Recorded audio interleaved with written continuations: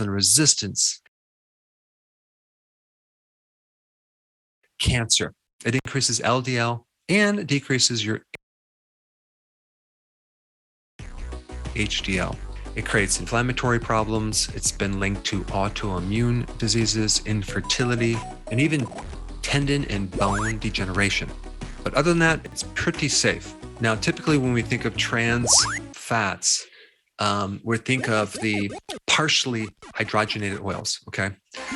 So let me just kind of explain simply of how they make these. You start off with an unsaturated fat most of the time, like soy oil or corn oil, and then you heat this thing under high heats over a period of time. So it goes through this phase, becomes thicker, right? So you have this partially hydrogenated version, okay? It's altering the chemistry. This is an artificial new thing. And the partially hydrogenated oils have the trans fats. And then if you leave it in longer, it becomes fully hydrogenated. And apparently at that stage, you don't see the trans fats. Now, that does not mean it's healthier. It creates a lot of other problems. I'm like, how can you go through this process and have it being really bad? And all of a sudden, if you leave it longer, it'll become healthier.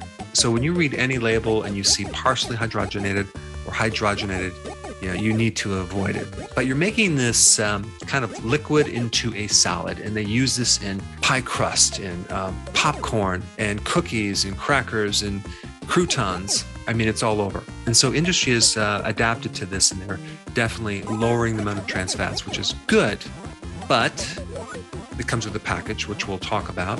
But you should know that every increase of trans fats by 2% in your diet, you dramatically increase the risk of getting a heart attack, or actually dying of a heart attack by like 20 to 35%. So it's really, really bad for your heart because it becomes part of your cells. It's no longer fluid. Your arteries become rigid and hardened. I mean, you're introducing this very unnatural substance into the body. And at one time they said these hydrogenated foods were to replace the saturated fats that were really, really bad. Like they were healthier than saturated fats. The only reason they did this is to increase the shelf life. Now you can take this unsaturated oil and you don't have to keep it in the refrigerator anymore, right? It's completely changed and it just lasts for a long period of time.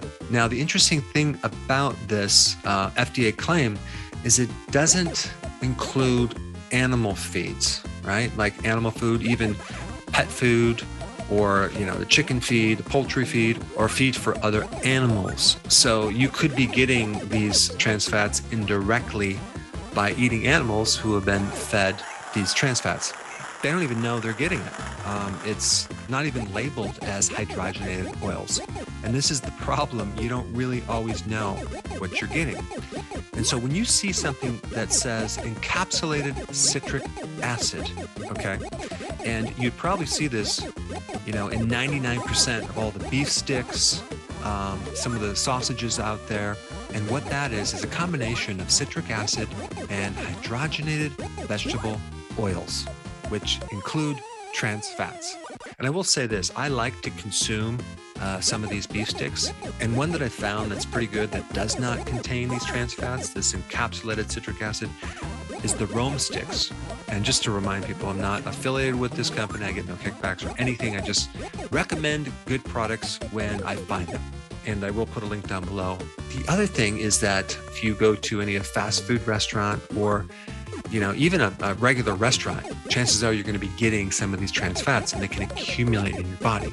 But there's something else I want to talk about. It's a loophole that industry uses because of the creation of a definition of zero trans fats. You're allowed to have 0.5, half of a gram, 500 milligrams of trans fats in one serving size to be able to claim that it has zero trans fats.